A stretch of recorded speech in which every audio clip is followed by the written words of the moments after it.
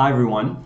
Tomorrow, Council is going to begin the important work of making adjustments to the 2019 to 2022 budget. You'll remember that last year at this time, Council had set the 2019 to 2022 budget and voted to have a 2.6% tax increase each year for the next 4 years.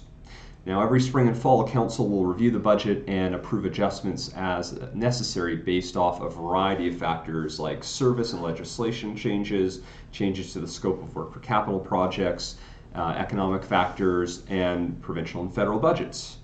And that, obviously, this year, with the release of the provincial budget, had some significant impacts on both our operating budget and our capital budget, which will require us to make some big decisions.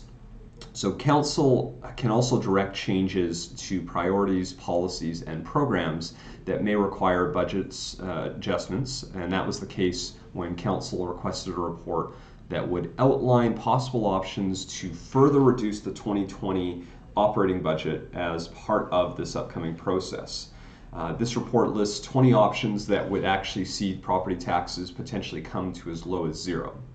Now, some of these would include a reduction in services that the cities provide, and others arise from recommendations as set out in our recent program and service level review.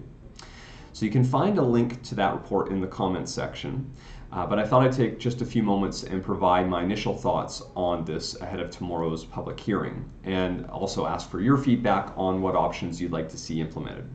So if you go through that report, for me, I look at items 1, 2, 13, 15, 16, and 17, and they all propose a reduction in service. Some, such as 1 and 2, make a lot of sense because they'd actually reduce or cease services that are already the responsibility of another order of government.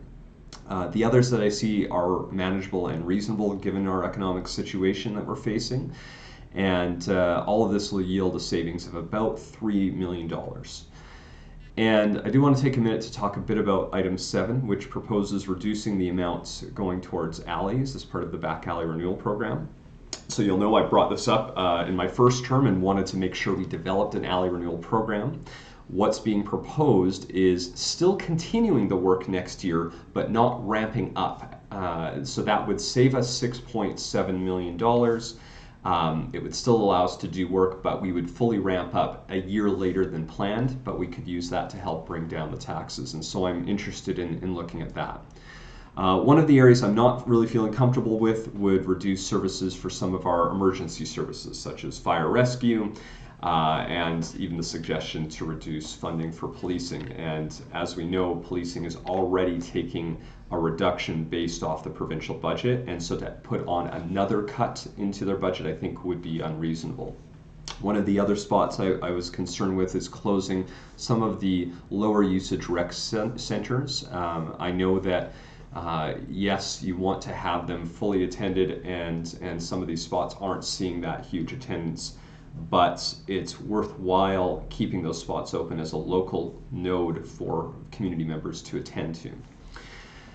So really, I'm looking to get your thoughts on this. What are some of the strategies that you think are most appropriate and responsible in ways to actually reduce our costs? While we'd all like to see 0% increase, are there some areas that you might be willing to pay in order to maintain the services, similar to what I noted a bit earlier about the emergency services? In total, the items that I've identified on that list as comfortable with supporting would result in close to a $20 million decrease, which would likely bring down the proposed tax increase from the 2.6% to likely around 1.5, 1.6%, which in turn would be likely at or possibly even below the rate of inflation, which, as you know, when I campaigned in 2017, that was my target that I wanted to strive towards.